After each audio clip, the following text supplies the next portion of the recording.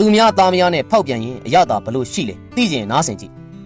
ဘယင်ကြီးတစ်ပါးဟာမိဖုရားမြောက်ပြန်အတွက်လဲတနိုင်ငံလုံးကအလှမယ်တွေကိုရွေးခိုင်းအလှမယ်တွေကပထမဆုရတဲ့သူကိုမိဖုရားခန့်အပ်လိုက်တယ်ဆိုတော့ဘလောက်လှလိုက်မလဲချောလိုက်မလဲတွေးကြည့်ရင်သိတာလှပါတယ်ဒါပေမဲ့ဒီအလှမယ်ပြိုင်ပွဲကိုမကြည့်လိုက်ရတဲ့သူကတော့ဘယင်ရဲ့စဖို့မှုပဲ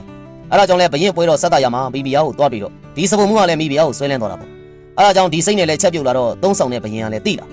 အပူအဆက်အငန်းလည်းမတည့်တော့ဘူးပေါ့အဲ့ဒါကိုအောင်အီပြီးစားလာတဲ့ဘယင်ကလည်း9ရက်ပြည့်တော့မအောင်နိုင်တော့မောင်မင်းလက်ရတွေဟာအရင်ကနဲ့မတူတော့ဘူးအဲ့ဒါကြောင့်ငါဘယင်ကိုအမှန်တိုင်းတန်တော်ဦးတင်စမ်းဆိုတော့စဖို့မှုကလည်းရဲရဲကြီးတန်တော်ဦးတင်တာပေါ့မှန်ပါချင်းမင်းတက်ရင်လည်းသိထားရင်လည်းရှင်ရမယ်ဘဝပါကျွန်တော်မျိုးမှန်တာကိုတန်တော်ဦးတင်ရမယ်ဆိုရင်ဖြစ်အရှင်မင်းရဲ့မိဖုရားနဲ့တညလောက်အိတ်ဆက်ခြင်းနဲ့စိတ်တွေကလည်းလွှမ်းမိုးနေကြောင်းပါအဲ့ဒီလိုဆိုတော့ဘယင်ကြီးကစိတ်မဆိုးဘူးဗျဘယင်ကြီးဟာလည်းအသေးချစဉ်းစားကြည့်ပြီးတော့စဖို့မှုကြီးငါဟာဘယင်ဆိုပေမဲ့ငါ့ကိုပြည်သူကပဲပိုင်နေငါ့ကိုငါတောင်မပိုင်ဘူးအဲ့ဒါကြောင့်မိဖုရားဆိုတာလည်းဒီတိုင်းပဲအဲ့ဒါကြောင့်ငါကိုတော်မြတ်မိဖုရားကိုမေးမြန်းလိုက်ပါဦးမယ်တကယ်လို့ဆန္ဒရှိတယ်ဆိုရင်မိဖုရားဟာတင့်ရဲ့အဆောင်တော်ကိုလေ6ချက်တီးလောက်ဆိုရင်လှမ်းလာပါလိမ့်မယ်အတင်ပြန်နှင့်မှာတော့ဆိုပြီးတော့လေမတတ်တဲ့အပြင်ပြန်လှုပ်လိုက်တာပေါ့ည6ချက်တီးလောက်မှတကားခောက်တန်ကြားလို့စပုံမှုကလည်းတကားဖွင့်ကြည့်လိုက်တော့အော်မိဖုရားဖြစ်နေဒါပေမဲ့မိဖုရားမှာယူဆောင်လာတာလေတောက်ရီခွက်5မျိုးပါလာတယ်ရွှေနဲ့ပြုတ်လုပ်ထားတဲ့ခွက်ငွေနဲ့ပြုတ်လုပ်ထားတဲ့ခွက်ကြီးနဲ့ပြုတ်လုပ်ထားတဲ့ခွက်ဒဏ်နဲ့ပြုတ်လုပ်ထားတဲ့ခွက်ပေါ်နဲ့ပြုတ်လုပ်ထားတဲ့ခွက်ဆိုပြီး5မျိုးပေါ့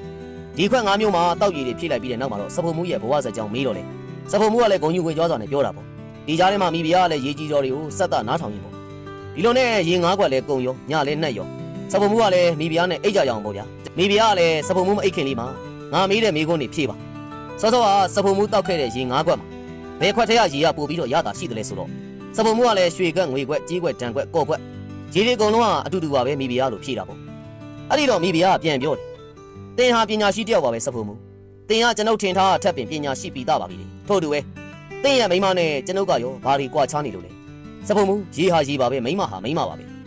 တင်ကျွန်ုပ်နဲ့ဖောက်ပြန်ပြီဆိုတာကကျွန်ုပ်နဲ့တင်ဟာဒုသနာတော့ငရဲမှလည်းခံရပေဦးမယ်တင်မကြောက်ပေဘူးလားအဲ့ဒီလိုမေးလိုက်တော့စပုံမှုကလေကျွန်ုပ်မှားပါတယ်မိဖုရား